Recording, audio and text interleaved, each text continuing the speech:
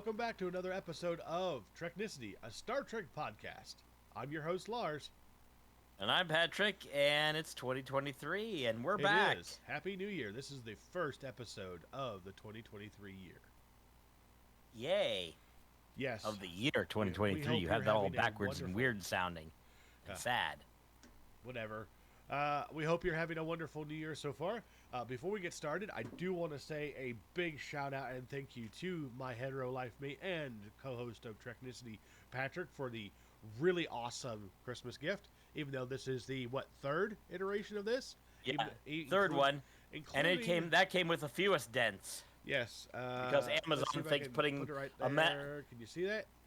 Oh, that's another one. Oh, that's not the one you showed me. That's the one I showed you. Yeah. Yeah. The problem is, Amazon thought it was a good idea to put a tin lunchbox in a plastic bag and then into a shipping bag, and think that's enough cushion to not send it fucked up. Pretty much. So, in this episode, in this, we're gonna cough a lot. Yeah, and we're gonna cough a lot, and I'm all stuffed up because I'm fresh off my trip to the great state of Ohio to see family and this dork. Hang on, point that way. Yeah, damn it, that way,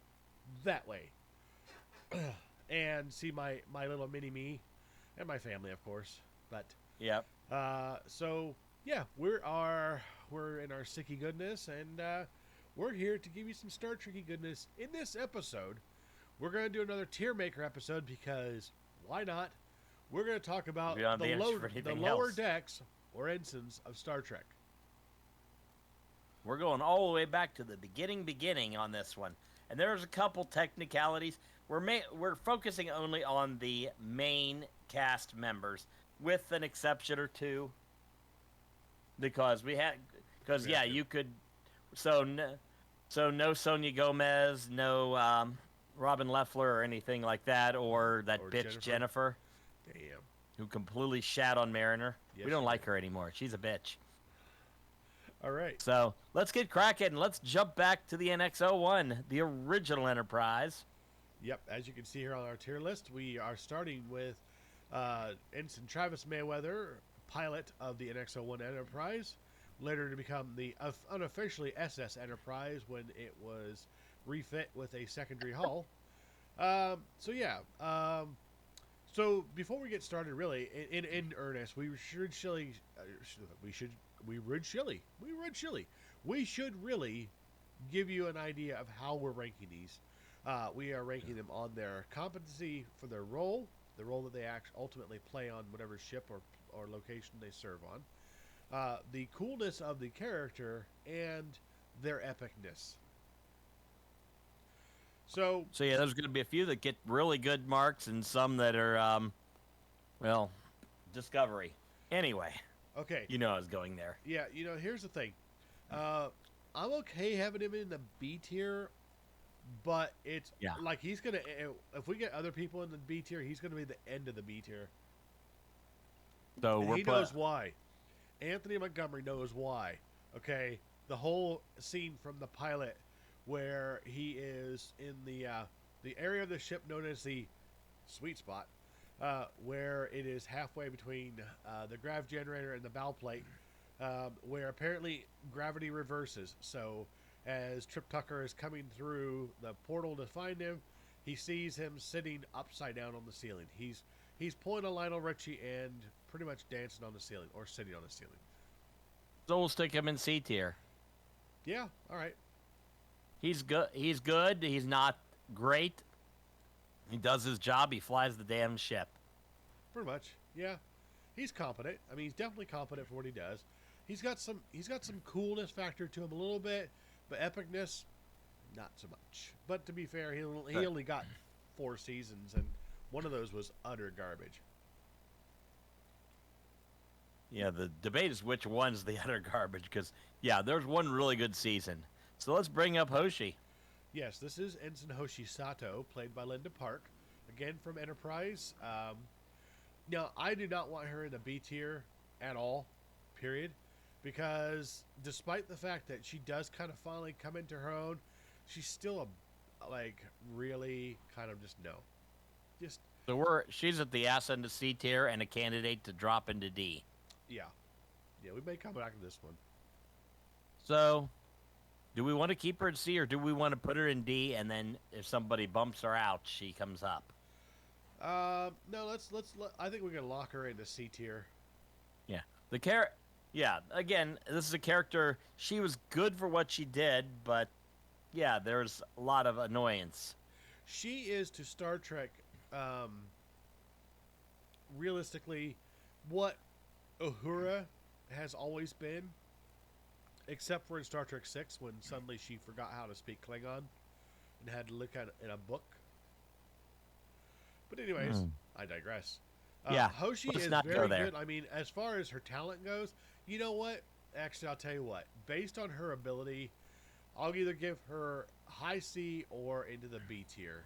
I'll let you decide. Let's keep her in the C. Let's keep her in the C because she had super talent, but she was kind of Yeah, maybe. But I think that's a problem that a lot of the Enterprise that the NX-01 crew had. Yeah, they lacked a lot of coolness.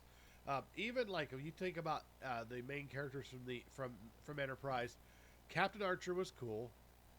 T'Pol, cool-ish. Malcolm Reed, no thanks. Trip Tucker, my goodness, I've been watching too much TikTok. Trip Tucker, A sexy motherfucker. yeah, he is pretty cool. Gotta like him. Yeah. But my favorite character of that entire series is Phlox. That dude just is. Well, just, yeah. is it? He's awesome interesting. Dude. Of course he is. I mean, he's played Okay. by John Billingsley. Okay, so now that we've gotten through the prelims, let's get in. It's time for Discovery. Time for a non-binary girl. Yeah. They well, person. this is Adira Toph. Sorry. She.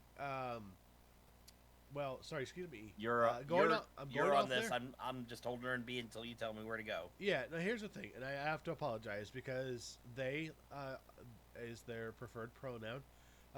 Yep.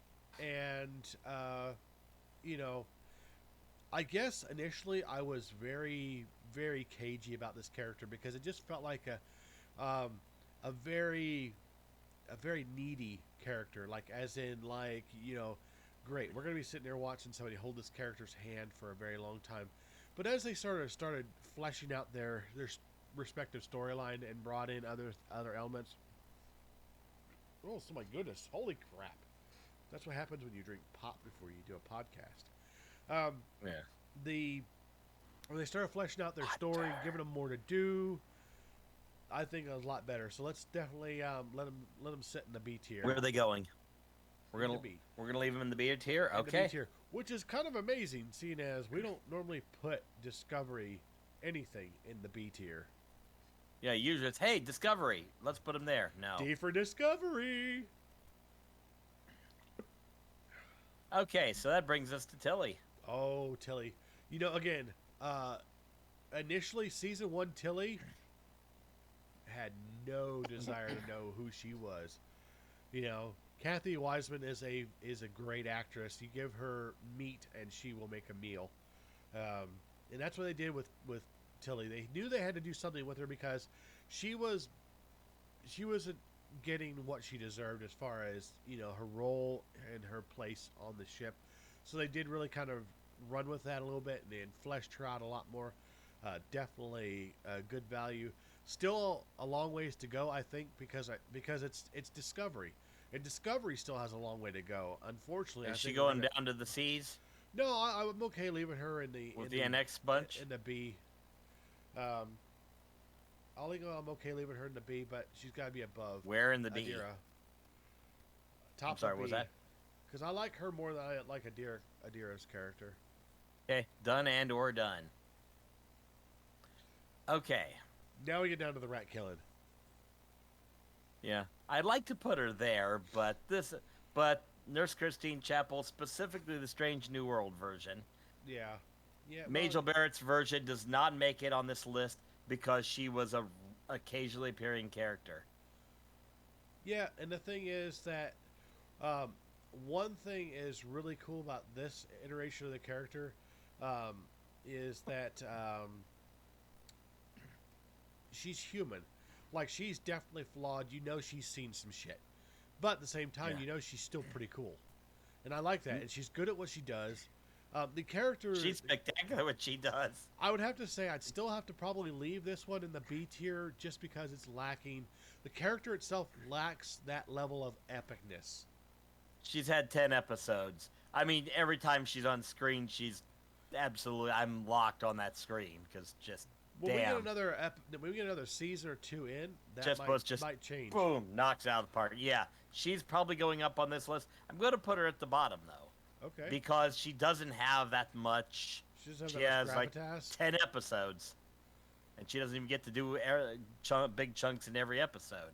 Let's but face it. The character's my favorite on this list. I will tell you that right now. Well, I'm telling you, the one thing that she wants to do, she can't, and that's Spock.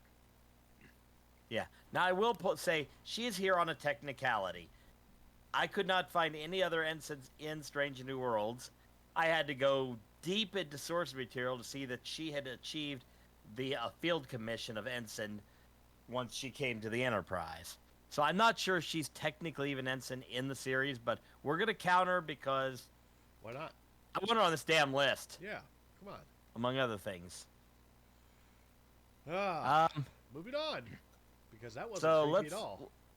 We're gonna stay on the original of 1701, except we're going to the Kirk era and the first of the ensigns to appear on screen in season 2, the Russian-speaking monkey's replacement known as Pavel Chekhov. I was gonna say that. You look at his hair. The picture you chose for this. Look at his hair, man. That is totally a Mickey Dolenz ripoff. Yeah, I picked something from the original series. He didn't get a movie version. So here's the question. With Chekhov, do we count the movie version in the entirety of the character, or do we judge him on when he was truly just an ensign in the series? He was in the motionless picture. He was by then he was a commander, wasn't he? Or he was at least a lieutenant commander? Yeah. So I think we have to judge him by that. Yeah. He's at the bottom of D tier. He's the bottom of C tier. Maybe going to D.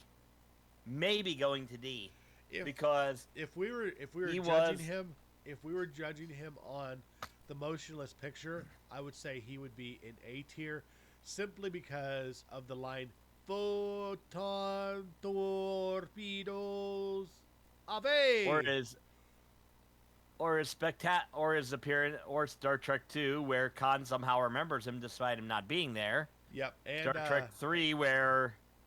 Well, I mean, the thing is, I want to go to Star Trek 6 because the line... I was going to go to Star Trek 4, where he proves how stupid he can be.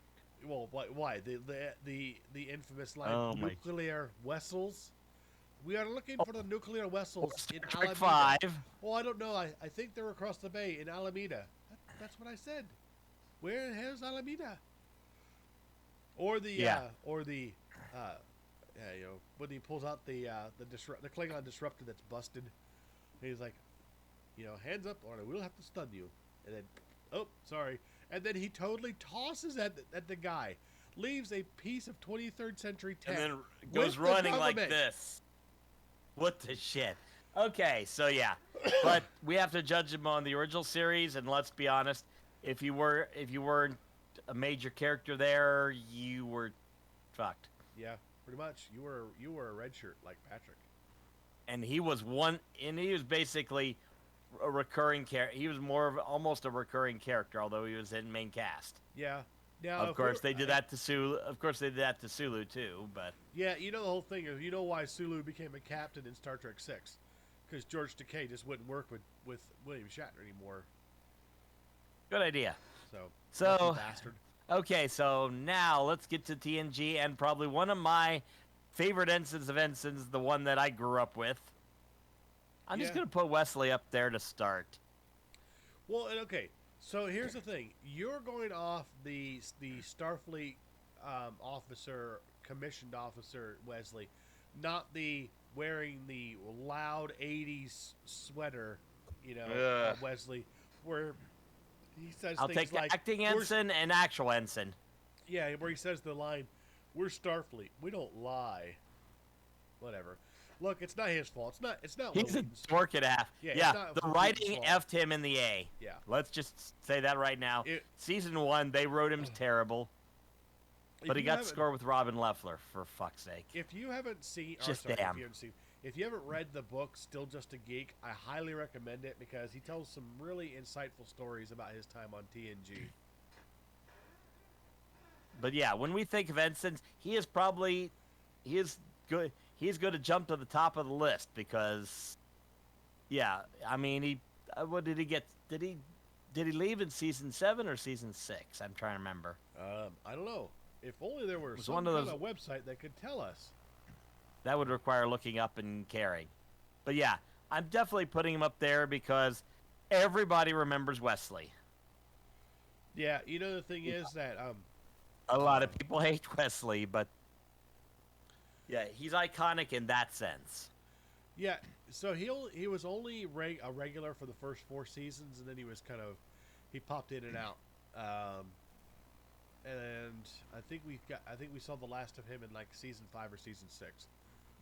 Okay, so we'll go with that. Yeah, and the thing is, okay, so a little bit kind of extra meaty goodness for Wesley Crusher. Most people don't realize that he did make an appearance in Star Trek Nemesis at Troy One of and the best parts Riker's of that movie. wedding. However, that part was cut, so it is no longer considered canon, which then allowed them to do other things with the character in Star Trek Picard Season 2, which, despite what you might think of Picard or Season 2, spoiler alert, we see Wesley again at the end of the season. Very, very cool storyline. Go watch it. You know, put up with all the BS. No stuff further spoilers on that, but yeah. I mean, he did leave TNG as one alongside the Travelers, so we know he had some super powers and shit. So there you go. Right. Moving on. So to our second technical one. Second technicality. Okay. Technically, Nog was never a regular season cast member, but he was there for all 7 seasons. We saw him go from a creepy Ferengi to a cadet to an ensign, which is where we're picking him up, and then on to rank up. I forget what he finally ranked up to during the show, but and I think that was either before or after his war wound, which was Aaron Eisenberg knocked it out of the park 3,000 times with this role. Yeah. Do you remember the episode of Red Shirt Interviews where we talked to him and where we talked to him? That was awesome. Told us the story of the Nog dance from Jadzia and Worf's wedding. It was awesome. Of course it was. Now the question is, where do we put him? I would say Nog is iconic as a character evolving. I don't think he sits in that ensign seat forever. So, I think because of how awesome the character was, I think I'd say leave him in A tier. Yeah, fair enough. But we're going to put him at the bottom of A tier because he doesn't spend a lot of time in the ensign seat. Fair enough.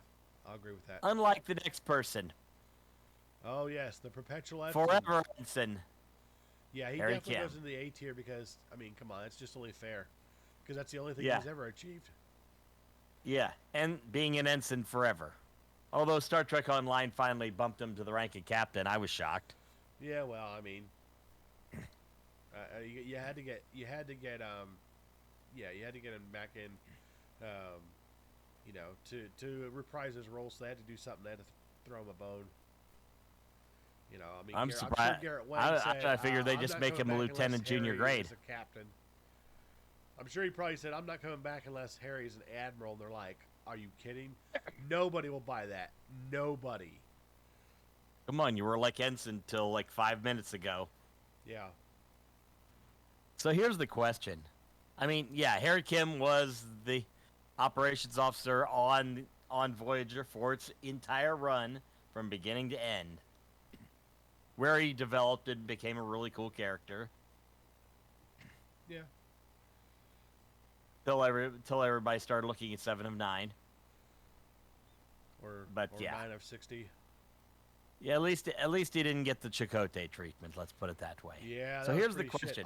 Although, another spoiler alert, they do kind of do Chakotay a little bit better with Prodigy. Yeah, I am going to have to dig into Prodigy at some point. Yeah, especially Yeah. since the season 2 finale is now dropped. But yeah, I might have to actually watch it. So here's the question: is it Harry or is it going to be Wesley? Well, Up at the I top. mean, look, to be honest with you, top of A tier. If you put Harry there, it's out of pity because he was the forever ensign. Yeah, but we're going to keep him high. We're going to keep him above Nog in this case. Yep. So now somebody else who slips in because he spent part of a season as ensign, Tom Paris. I want him in the D tier. Screw it. Yeah, has to be. we're Has to sticking be. him in D tier. He got demoted to become an ensign, Right. and then he proved himself worthy and got out of ensign status. So we're going to stick his ass in D tier because he deserves it for being demoted. Yep. So yeah, fuck you, Tom Paris. Right in your ear. So now that brings us to the lower deckers. Ooh, man, this is tough. This is gonna be a tough one. Can we have 4 people in the S tier? The question is, are we putting them in the S tier? Well, I mean, okay. Let's start with Brad. Bradward fricking Boimler. He's an A-lister. I'm sorry, he's an A-lister. Just because The tweet- his character development has been so awesome. I mean, Yeah. we've seen him go from annoying ensign to badass ensign. And the thing is like no matter how much he screws up or how much he turns on the Boimlerisms, he's still cool. He gets cooler with every episode we see him in, because it's either epically cool or epically funny. Sometimes both. Like when he snaps because everybody keeps insulting Starfleet and he basically wrecks everything, and Rand's Yeah. like, "Oh, we're just gonna put you in the brig," but that was cool. Meanwhile, Mariner somehow keeps herself out of trouble. Yep. So Speaking of Mariner, Beckett Mariner. So what? Yeah, what do we do with her? Ooh, She you know would- what? Yeah, I think she would want to be in D tier. Do you think that's just because she belongs there because that's where she wants to be? But but her capabilities are easily S tier. Oh yeah, I would put her in the Yeah. put her in the A tier, with the possibility of claiming the top spot. That puts her above Brad and poor Harry, Yep, because she's just that good at what she does. that's right. Yeah, I Especially mean- the season 2 penultimate and finale episodes. I'm sorry, she deserves to be there. Yeah, besides, she managed to kick her own ass when she was playing. Holodecker managed to kick her own ass, so that says something. Yep. And the fact that she breaks out of Cardassian's prisons for aerobics and calisthenics and shit. That's her workout. Let's go break out of prison. Yep. Okay, so Rutherford, obviously the technical genius of the group. Yeah, I'd keep it in the B tier because he's definitely good at what he does. I put him at the top of B tier. Yeah, because we're not letting any Discovery people get near the top. And the reason why I say top of B tier is because, again, the character's development arc has gotten better and better, and what we discovered at the end of season 2 about him, that definitely secures him at least a spot at the top of B tier. And then season 3's finale. Am I talking about? Oh, you know what? I'm sorry. My apologies. Not season 2. Season no, 3, we find season out 3. all the stuff. Yeah, and that would also Most all I the meant stuff. season 3 for Mariner as well. What happens in the penultimate and finale episodes are just amazing. All right, so now last but certainly not least, we have The most adorably cute of them all, one Devana Tendi. Yep. Tendi is awesome. I love the character. The one thing I hate, and this is on me, this is just me, The D tier, got it. is the fact that whatever they're doing, whatever these guys smoked before they, did the drawings and animation for Tendi, figured out a way to make a cartoon sexy. And I don't mean just like, oh, she's sexy, like, oh, she's cute. Like, no, if I were a cartoon, I would be doing the whole wolf whistle eyes popping out. The whole thing from the old Looney Tunes. And she does it in a damn Starfleet uniform, not in sexy wear. Exactly. Like, what the hell? I mean, when she walks around in that towel. I mean, I understand this is... Marina Sirtis did the same thing when she got her uniform, when Captain Jellicoe did the one good thing he ever did and told her to put a uniform on. She got sexier. Right. Tendi, same thing. Yes, she's absolutely... I mean, the character concept is gorgeous. The execution is gorgeous. Abilities, still getting there. Epic status, not quite there yet, so definitely sitting in the B tier. I'd still probably put her above Tilly. Or as a compromise, I'd say between Tilly and Adira. Nope. I'm not going to give in Discovery bitches an inch. Okay, so we got to give her S tier. Okay, so Nog, because he doesn't spend it, definitely out. Boimler still developing, but still a dork. Yeah. Harry, if we gave it to Kim, it'd be a pity. It'd be a pity ensign. Yeah. So it comes down to either the iconic Wesley Crusher or the up-and-coming badass of badasses, Beckett Mariner. It's a tough call. I would say, since TNG is my favorite, I'd have to put Wesley up there. Yeah, I think we're putting Wesley as the number one ensign. Yeah. Will, if you're watching this, if you ever see this, no, we love you, buddy. Fuck you, but we love you. Yes, Yeah, that's whatever. it. Wolf Wheaton. Remember, Wolf Wheaton. Why are you saying it like that? Say it like that. Say Will. Say Wheaton. Say Will Wheaton. Wolf Wheaton. Congratulations. Anyway, so obviously we're a little biased, especially against Tom Paris, who is awesome in other ways, but yeah, at the ass end of this for reasons. Yeah. Poor Pavel, though. Yeah. Well, and again, he became a lot cooler character in the movies. Yep. But he's getting judged by his TV right now, so. Yeah. That monkey's haircut, that Mickey Dolenz haircut. So, anyways, there you have it. That is our list. Do you agree with us? Don't agree with us? Let us know. You see down here? See down there? See all that cool stuff down here? Those are ways you can get in touch with us on Instagram, Twitter, Facebook, and Twitch, because Patrick likes to go on and do the Twitch thing. Excuse me. Yeah. And, yeah.